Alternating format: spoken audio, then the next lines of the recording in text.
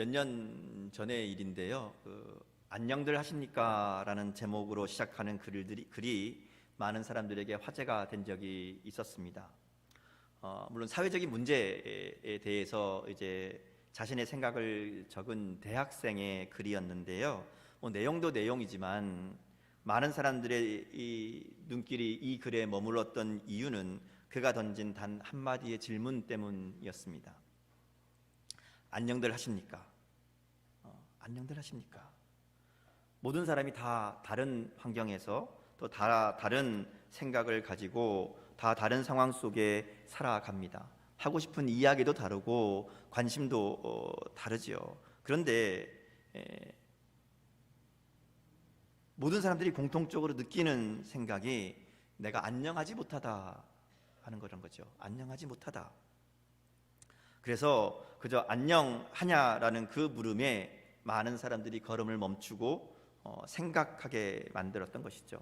한 청년이 이제 사회 문제, 세상의 문제를 지적하고 청년들의 이 어려움을 토로하는 외침이 아니라 그 시대를 살고 있었던 사람들에게 나는 안녕한가?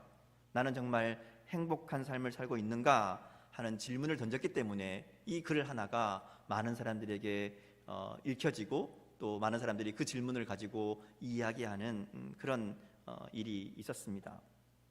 벌써 그때부터 몇 년이 지났는데요. 이 질문은 여전히 우리 가운데 깊은 고민을 던져주고 있습니다. 많은 것들이 불확실하고 또 불안정한 오늘 이 시대에 안녕하냐고 행복하냐고 묻는 이 질문은 분명히 우리의 마음을 불편하게 하는 그런 물음이 됩니다. 여러분은 어떠신가요? 여러분은 안녕들 하십니까? 행복하게 지내고 계십니까? 2019년에 동아일보에서 설문조사를 한 내용을 발표한 것이 있습니다. 우리나라 사람들이 행복한가? 행복 지수를 이제 100점 만점으로 해서 점수를 내서 조사를 했다고 그래요. 근데 그때 이 평균 점수가 55.9점이었다고 그럽니다. 낙제죠. 60점도 넘지 못하는 이 조사를 2015년부터 했는데 그때가 가장 낮은, 지금은 더 낮아졌겠죠. 근데 이 조사에 따르면요, 재미있는 그 내용이 있는데 사람들의 행복에 영향을 주는 조건이 뭐냐라고 찾아봤더니 기본적으로 잘 알고 있는 경제적인 만족도, 돈이 많으면 사람들이 행복하다고 생각한다는 거죠. 그리고 가족 생활이 원만하면 행복하다고 생각합니다. 그리고 건강하면 행복하다고 생각하는데 최근에 와서 여기에 추가되는 것이 있다고 그래요. 그게 뭔가 하면 안정감이라는 겁니다. 안정감, 마음의 안정감. 얼마나 세상이 흔들리고 불안하면 이 안정하다고 느끼는 자체가 행복이 되어버렸다 하는 것이죠. 그러니까 마음의 안정이 사람이 행복을 느끼는 중요한 요소가 된 겁니다. 그전에는 먹고 사는 게 해결되면 행복했는데 요즘은 그게 아니라는 거예요. 마음의 안정감을 추구하고 있다 하는 것이죠. 그러니까 이런 내용을 보면 이 연령대별로 보면 이게 다르게 나타난다 그래요. 그래서 가장 이 삶이 불안정한 청년들의 행복감이 그래도 비교적 자기가 안정적인 40대나 50대에 비해서 낮다는 것이죠. 이것은 얼마나 그 삶이 안정하다고 느끼는가에 따라 행복감이 좌우되고 있다, 이런 의미가 있다는 것이죠. 근데 문제는요, 이 안정감이라는 것이 어떤 상황에 영향을 받는 게 아니라는 거예요.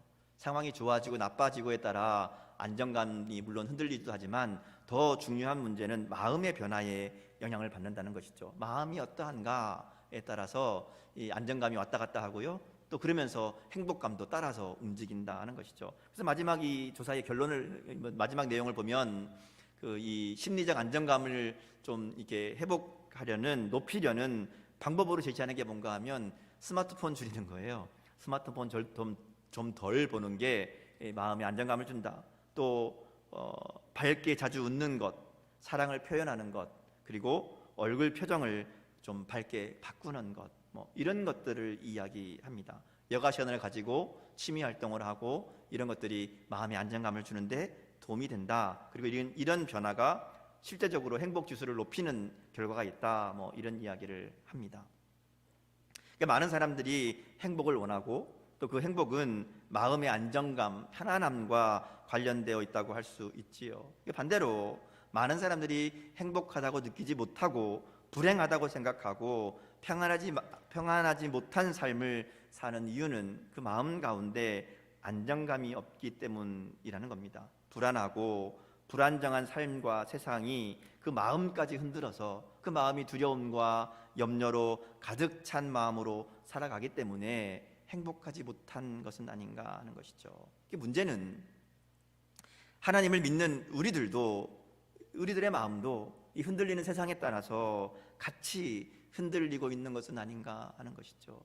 그래서 우리 가운데 있는 하나님 주시는 이 구원의 기쁨과 감격이 같이 흔들려 버려서 우리 역시 행복하지 못하다고 안정스럽지 못하다고 여기며 살고 있는 것은 아닌가 하는 것이죠. 오늘 말씀은 바로 이런 우리들에게 안전한 피난처요 요새가 되시는 하나님에 대해서 이야기합니다. 그 하나님이 우리의 하나님이시라고, 우리를 영원히 인도하실 것이라고 선포하고 있습니다. 흔들리고 불안한 이 세상 속에서 세상을 따라 여러 가지 염려와 불안으로 흔들리는 우리를 향해서 오늘 말씀은 위대하신 하나님, 흔들리지 않는 터와 성이 되시는 하나님을 선포하고 있다는 것이죠. 오늘 말씀을 통해 우리의 삶을 굳건히 붙드시고 지키시는, 그리고 영원히 인도하시는 하나님의 은혜를 깨닫는 저와 여러분 될 수 있기를 주님의 이름으로 축복합니다. 우리 오늘 시편 48편 읽었는데요, 시편은 성경 중에서 유일하게 사람들의 글이라고 할 수 있습니다. 물론 모든 성경이 하나님의 감동으로 되어진 것이고 하나님의 말씀으로 읽어야 되지만 그 중에 시편은 좀 특별합니다. 시편은 하나님을 향한 인간의 고백을 담고 있는 책이지요. 그래서 엄밀히 말하면 하나님이 우리에게 말씀하시는 다른 책들과 달리 인간이 하나님을 향해 드리는 고백, 하나님을 향한 우리의 말이 바로 시편입니다. 그런데 하나님은 이 보잘것없는 사람들의 고백, 사람들의 말을 하나님의 말씀으로, 성경으로 이제 포함해서 우리가 읽게 하신다 하는 것이죠. 여기에 분명한 이유가 있습니다. 그것은 시편을 통해서 우리가 하나님께 드려야 될 고백이 무엇인지를, 또 그 고백을 통해 하나님의 마음과 하나님의 역사를 우리가 알 수 있기 때문에 그래요. 그래서 시편을 읽을 때에는 나의 고백으로 읽어야 됩니다. 누군가의 고백이 아니라, 누군가의 이야기가 아니라 나의 고백, 내가 드리는 하나님을 향한 믿음의 고백이 되도록 읽는 것이 시편을 잘 읽는 방법이라고 할 수 있지요. 그리고 시편을 통해서 다른 사람들이 경험하고 만나고 느꼈던 하나님에 대해서 나도 같이 생각해보고, 나도 그 하나님을 만나고 그 하나님을 경험하는 그 일을 사모하는 것이 시편을 읽는 바른 방법이라고 할 수 있습니다. 오늘 시인의 고백을 통해서 우리들도 우리가 만나야 될, 또 우리가 알아야 될, 우리가 고백해야 될 하나님에 대해서 함께 생각해 보기를 원합니다. 오늘 시편은요, 하나님을 위대한 분으로 고백합니다. 하나님 여호와는 위대하시니 이렇게 시작하죠. 하나님은 위대한 분입니다. 하나님의 성 거룩한 산에서 극진히 찬양 받으시기에 합당하다고 말하죠. 나아가서 하나님이 계신 곳은 터가 높고 아름다워서 온 세계가 즐거워한다고 고백합니다. 지금 이 시인이 보고 있는 것은 아마 시온산 그리고 예루살렘 성이라고 우리가 생각합니다. 흔히 우리가 예루살렘을 천혜의 요새라고, 자연적으로 이루어진 난공불락의 성이라고 이야기합니다. 근데 오늘 시인이 고백하는 것은 이 예루살렘이, 그 시온산이 아름답고 터가 높고 또 이 거룩한 성이 되는 것은 단순히 그것이 지리적인 조건이 좋아서가 아니라는 것이죠. 그곳에 하나님이 임재하고 계시기 때문에, 하나님이 지키시겠다고 약속하신 땅이기 때문에, 하나님이 함께 하시고 하나님이 지키시기에 안전하고 튼튼한 요새가 된다고 고백하는 겁니다. 그래서 예루살렘에 임재하시는 하나님으로 인해 그것이 복된 장소임을 선포하고 있는 것이죠. 이어질 말씀을 보면 이게 더 분명해집니다. 그 다음 나오는 내용들을 보면 이 학자들은 이 내용을 히스기야 시대의 아수르의 왕 사네립의 공격으로 이야기합니다. 열왕기하 18장 19장에 보면 아수르의 군대가 예루살렘을 포위하고 이스라엘과 히스기야를 위협하며 하나님을 멸시하는 이야기를 하는 내용이 나옵니다. 그때 히스기야가 이 아수르 왕의 편지를 가지고 성전으로 들어가지요. 그걸 하나님 앞에 펼쳐놓고 하나님의 도우심을 구하며 간절하게 기도합니다. 그 기도의 내용이 열왕기하 19장에 기록되어 있는데 한마디로 말하면 이런 거: 하나님, 우리를 도와주옵소서. 우리를 그의 손에서 구원하여 주옵소서. 그리하시면 천하 만국이 주 여호와가 홀로 하나님이신 줄 알리이다. 이렇게 기도하는 거였어요. 하나님께서 우리를 지키시고 도우셔서 하나님이시라는 것을 온 만국에, 천하 만국에 알게 하옵소서, 이렇게 기도한 거죠. 그리고 그의 기도대로 하나님께서 역사하셔서 하나님의 사자가 그 밤에 아수르의 진영에서 군사 18만 5천 명을 다 죽입니다. 이 일로 인해서 하나님을 모욕하고 하나님을 멸시했던 이 사내립도 자기 나라로 돌아갔다가 신하들에게 죽임을 당하는 비참한 결과를 맞이하게 되지요. 그러니까 오늘 시인은 이 사건을 아마 생각하면서 이스라엘을 지키시는 하나님을 찬양하는 겁니다. 그래서 터가 높고 아름다운 성이라고 노래했던 그것이 요새로 바뀌죠. 하나님이 지키시는 요새. 그래서 3절에 보면 하나님께서 예루살렘을 자기의 요새로 알리셨다, 이렇게 이야기합니다. 하나님이 지키시는 곳이라는 곳, 하나님이 지키시는 곳이라는 것을 분명하게 보이셨다 하는 것이죠.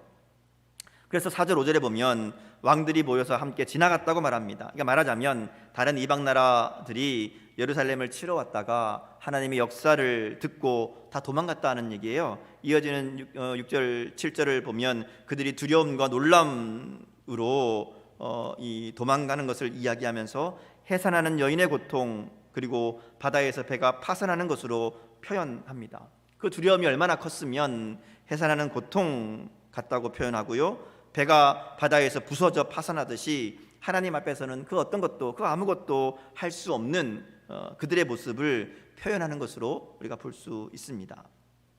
그러니까 시인은 지금 예루살렘 성과 성전을 바라보면서 그것을 지키시고 인도하셨던 그 하나님의 도우심을 생각하는 겁니다. 그리고 그것을 바라보면서 그가 들었던 하나님의 역사를 생각했던 거죠. 그들 가운데 역사하시며 그들을 도우시고 그들의 하나님이 되셨던 그 일들, 하나님이 그들의 하나님이심을 나타내셨던 바로 그 역사를 생각하며, 그리고 지금도 자신과 함께하며 든든하게 지켜주시는 그 하나님의 은혜를 생각하고 찬양하고 있는 겁니다. 그래서 시인의 고백이 하나님이 이를 영원히 견고하게 하시리로다, 이렇게 8절에서 고백하는 거죠. 그러니까 시인은 조상들에게 들었던 하나님의 은혜와 하나님이 행하신 일들, 그리고 이제 그것이 자기의 삶에도 이루어지고 있음을 고백하고 있는 겁니다. 그리고 그 하나님의 도우심이 영원히 함께할 것을 소망하며 그리고 확신하며 선포하고 있는 것이죠. 자, 그리고 이제 그 다음이 중요합니다. 이렇게 하나님을 위대하신 왕으로 또 하나님이 임재하시는 예루살렘의 안전함과 평안함을 고백했던 시인이 하나님의 백성으로 살아가는 우리들에게 마땅히 해야 할 일들이 무엇인가를 이야기합니다. 9절 말씀을 보면 하나님이여 우리가 주의 전 가운데서 주의 인자하심을 생각하였나이다, 이렇게 고백합니다. 여기서 주의 전 가운데서라는 말은 예배하는 자리를 생각할 수 있습니다. 주의 전에서잖아요. 주의 전에서 하나님의 성전에서 예배하면서 하나님의 백성들이 반드시 해야 될 일들이 있다는 것이죠. 하나님의 임재와 하나님의 보호하심 아래 살아가는 하나님의 백성들이 하나님을 만나는 예배를 통해서 반드시 해야 할 일들이 있다는 겁니다. 쭉 이제 고백합니다. 첫 번째는 생각하라고 얘기합니다. 생각하라. 시인은 주의 인자하심을 생각했다고 말하죠. 하나님의 인자하심은 쉽게 말하면 우리를 향한 하나님의 사랑이라고 할 수 있습니다. 우리는 하나님의 사랑을 받을 만한 자격을 가진 존재들이 아니죠. 그러나 하나님은 하나님의 특별한 사랑으로 우리를 선택하시고 그 하나님의 약속을 신실하게 지키시는 분입니다. 그 하나님의 인자하심, 나를 향한 하나님의 그 구원의 사랑을 생각하라는 것이죠. 그리고 그의 오른손에는 정의가 충만하다, 이렇게 고백합니다. 하나님의 오른손은 이 능력을 상징하죠. 하나님은 우리의 삶에 정의가 충만하도록 역사하신다 하는 겁니다. 그러기에 하나님의 백성들에게는, 하나님의 자녀들에게는, 하나님이 하나님 되시는 자들에게는 억울할 일도 없고 실패할 일도 없습니다. 하나님의 사랑과 능력으로 우리의 삶에 하나님의 정의가, 하나님의 통치가 이루어지기 때문에 그렇다는 것이죠. 그러기에 그 하나님을 생각하라는 거예요. 하나님의 인자하심, 하나님의 사랑을 생각하고 하나님의 정의, 하나님의 행하심을 생각하라는 것이죠. 이것이 예배드리는 자의 마땅한 모습이다 이야기합니다. 오늘 우리의 모습은 어떤가요? 오늘 우리가 예배 드리고 있죠. 우리가 예배를 통해 해야 할 첫 번째 일은 하나님을 생각하는 겁니다. 예배에는 하나님을 생각하며 있어야 됩니다. 하나님의 인자하심을 생각하고 정의로 충만케 하시는 하나님의 능력을 생각하는 것이죠. 모든 예배를 통해 우리를 사랑하시고 구원하시는 하나님의 은혜를 생각해야 합니다. 모든 일에 정의로 충만하게 하시는 하나님을 믿음으로 바라보고 염려하거나 근심하지 말고 온전한 신뢰로 나아가야 된다는 것이죠. 하나님께서 선하게 인도하실 것이기 때문에 이 믿음으로 나아가야 합니다. 오늘 우리의 예배에 이 생각이 있는가 하는 것이죠. 여러분 어떠신가요? 예배의 자리에서 하나님을 생각하고 있습니까? 우리 예배 시간에 하는 것들은 다 하나님을 생각하는 일이죠. 찬양하며 찬양의 가사를 통해 하나님을 생각합니다. 기도하면서 하나님께 간구하며 하나님을 생각하지요. 말씀을 읽으면서 하나님의 음성을 듣습니다. 말씀을 들으면서 하나님께서 나에게 무엇을 이야기하시는지 그 뜻을 생각하며 듣지요. 우리가 신앙 고백을 하고 우리가 예배 시간에 하는 모든 순서는 하나님을 생각하게 하는 장치들이라는 것이죠. 근데 그것을 정말 하나님을 생각하며 하고 있는가 하는 겁니다. 그저 아무 생각 없이 참여해서 순서대로 따라가는 예배는 하나님께 바르게 드리는 예배가 아닙니다.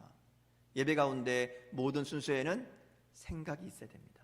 하나님을 생각하는 것, 하나님을 생각하는 것, 하나님을 깊이 생각하며 예배하는 그런 저와 여러분 될 수 있기를 주님의 이름으로 축복합니다.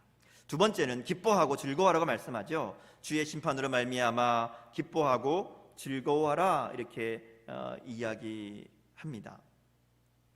하나님의 다스리심을 즐거운 마음으로 누리라는 겁니다. 주의 심판으로 말미암아 이렇게 얘기했죠. 그러니까 하나님의 심판이 우리에게는 기쁨이고 즐거움입니다. 왜냐하면 우리는 하나님의 뜻대로 하나님의 백성으로 살아가기 때문에 그래요. 악인들에게는 하나님의 심판이 저주여 멸망이지만 하나님의 백성, 하나님을 사랑하는 우리들에게는 하나님의 심판이 기쁨이요 즐거움이라는 겁니다. 하나님의 백성들에게는 하나님의 심판이 보상의 날이요 회복의 날이 되는 것이죠. 그러기에 주님 앞에 나아가는 우리들에게는 하나님의 다스리심으로 인한 기쁨과 즐거움이 있어야 됩니다.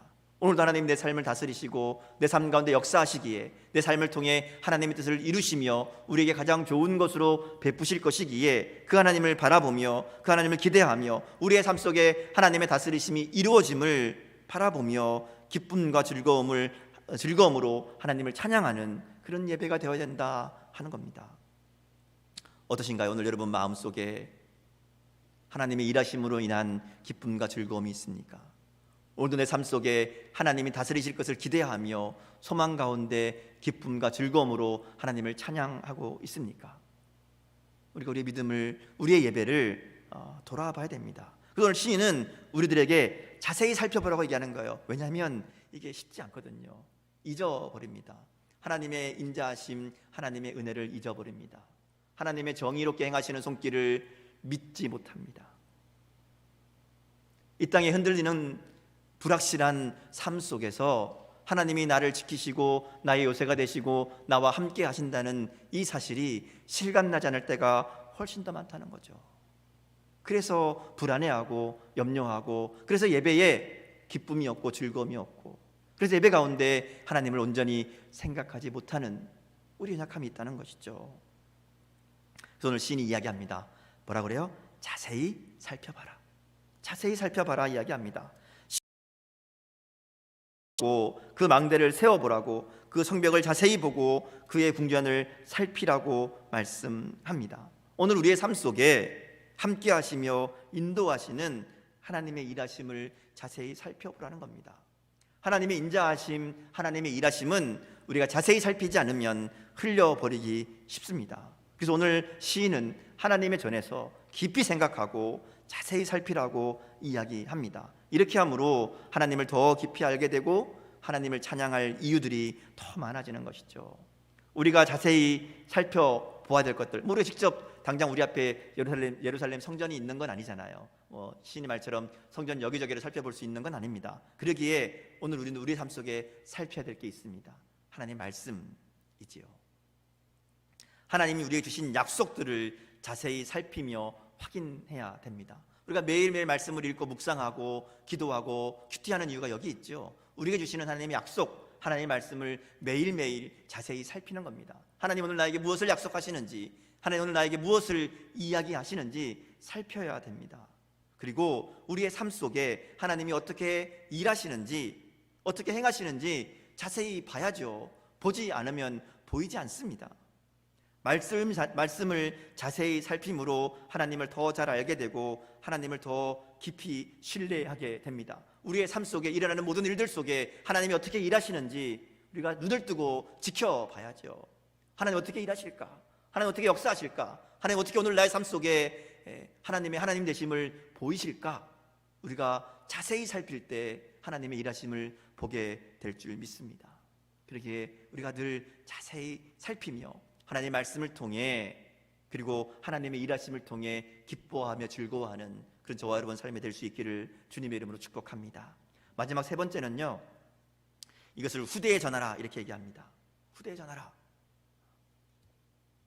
어떤 의미에서 사실은 이것이 우리가 예배를 통해 하나님을 깊이 생각하고 말씀과 삶을 통해 하나님의 일하심을 자세히 살피는 이유가 됩니다. 8절에 보면 시인도 그렇게 얘기하잖아요. 나도 하나님께 대해 들었다. 우리가 들은 대로 이렇게 고백합니다. 들은 게 있었거든요. 그리고 본 겁니다. 믿음은 그렇게 생겨나는 것이죠. 우리들도 그래서 우리가 보고 들은 것들을 전해야 하는, 들려줘야 되는 사명이 우리 가운데 있다는 것이죠. 후대에 전하는 이 일을 위해서 그들은 시온을 돌고 성벽을 자세히 살펴서 하나님께서 그들에게 행하신 일들을 이야기하라고, 후대에 전하라고 이야기합니다. 오늘도 마찬가지죠. 우리의 다음 세대에게, 우리 자녀들에게 들려줄 수 있는 이야기가 있어야 됩니다.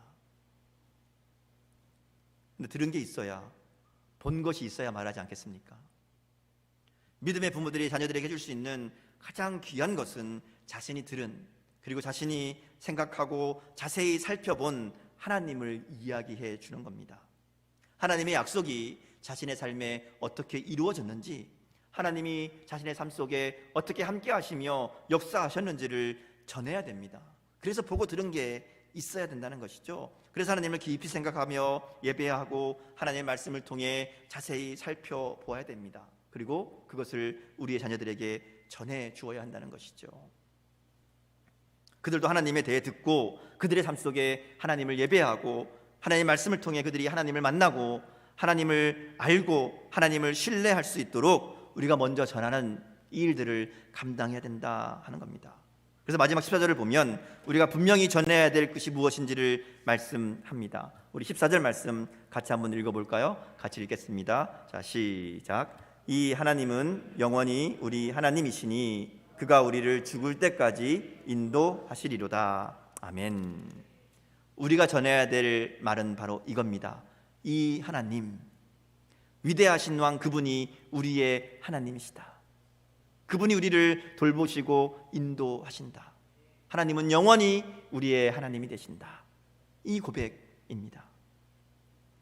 오늘 본문은 예루살렘 성을 바라보며 하나님께 드리는 찬송이지만 이 시편의 중심은 예루살렘 성이나 성전이 아닙니다. 시온산도 아닙니다. 그곳에 임하셔서 그 성을 거룩하게 하시고 그 성을 견고하게 하시는 하나님이 주인공이지요. 그래서 시인이 노래하는 시온산의 아름다움은 그저 하나님의 아름다움을 찬양하는 것이라고 할 수 있습니다. 그런 의미에서 오늘 본문의 시온산과 예루살렘은 오늘의 교회와 성도들이라고 할 수 있습니다. 하나님이 임재하시는 곳, 하나님이 지키시는 곳, 하나님이 예루살렘에 임재하시고 그곳을 지키시기에 그곳이 터가 높고 아름다운 큰 왕의 성이 되고 요새가 되었듯이 오늘 주님을 우리 마음속에 모시고 하나님과 동행하는, 하나님이 임재하시는 우리의 삶이, 그리고 교회가 바로 하나님으로 인해 가장 안전하고 가장 아름다운 곳이 되는 줄 믿습니다. 하나님이 함께 하시기에, 하나님이 지키시기에 어떤 공격에도 무너지지 않는 가장 안전한 요새여 피난처가 바로 우리의 삶이고 우리의 가정이고 우리 교회인 줄 믿습니다. 하나님이 함께 하시기 때문에. 문제는 우리가 이런 하나님을, 이 하나님이 우리의 하나님 되심을 온전히 믿지 못한다는 것이죠. 오늘 시인은 이 하나님이 영원히 우리의 하나님이 되신다고 고백하며 선포합니다. 근데 우리는 너무나 자주, 너무나 종종 하나님이 나의 하나님이심을 잊어버립니다. 하나님의 인자하심도, 하나님의 능력도, 하나님의 도우심도, 하나님의 지키심도, 하나님의 인도하심도 온전히 믿지 못하고 잊어버릴 때가 많다는 거죠. 그래서 우리의 삶에 안정감이 없고, 그리고 우리의 삶에 기쁨과 즐거움을 잃어버린 것은 아닌가. 우리의 예배에 은혜가 없다고 느껴지고 우리의 삶이 행복하지 않다고 느껴지는 것은 아닌가. 하나님 우리와 함께 하십니다. 하나님의 함께 하심의 가장 확실한 증거가 예수님의 십자가이잖아요. 예수님은 임마누엘, 하나님이 우리와 함께 하신다 하는 이 이름으로 우리 가운데 오셨습니다.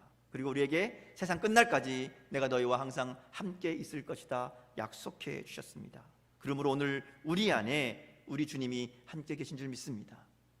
그리고 하나님이 함께하는 삶, 하나님이 함께 하시는 가정, 하나님이 함께 하시는 교회는 가장 아름답고 가장 든든한 요새요 피난처가 되는 줄 믿습니다. 이 세상의 어떤 것들도 우리를 안전하게 지켜줄 수 없지만 오직 하나님만이 우리의 피난처이시고 우리를 지키시는 견고한 성이 되심을 우리가 기억하며 그 영원하신 하나님이 우리와 함께하는 그런 행복한 삶을 누리는 저 여러분 될 수 있기를 원합니다. 오늘 말씀을 통해서 우리와 함께 영원히 함께 하심으로 그 어떤 성보다 안전하고 아름다운 삶을 살게 하시는 하나님의 인자하심을 우리가 생각할 수 있기를 바랍니다. 그래서 그 하나님의 사랑으로, 하나님의 일하심으로 기쁨과 즐거움이 회복되는 그런 우리의 삶이 될 수 있기를 주님의 이름으로 축복합니다. 하나님만이 나의 도움이시고 하나님만 함께 하시면 그 어떤 문제도, 그 어떤 어려움도 우리를 흔들 수 없음을 믿음으로 나아갈 수 있기 바랍니다.